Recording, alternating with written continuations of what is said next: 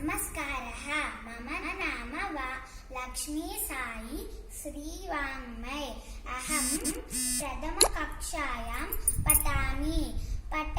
संस्कृतं नित्यं वदामि संस्कृतं सदा ध्यायामि संस्कृतं सम्यक् वन्दे संस्कृतमातरम्। संस्कृतस्य प्रसाराय नैजं सर्वं ददाम्यहं।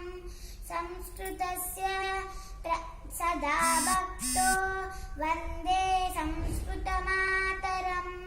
संस्कृतस्य कृते जीवन् संस्कृतस्य कृते यजन् आत्मानम् आहुतं मन्ये वन्दे संस्कृतमातरम्। शुक्लाम्बरधरं विष्णुं शशिवर्णं चतुर्भुजं प्रसन्नवदनं ध्यायेत् सर्वविघ्नोपशान्तये। गुरुब्रह्मा गुरुर्विष्णु गुरुर्देवो महेश्वरः। गुरुसाक्षात् परब्रह्म तस्मै श्री गुरवे नमः।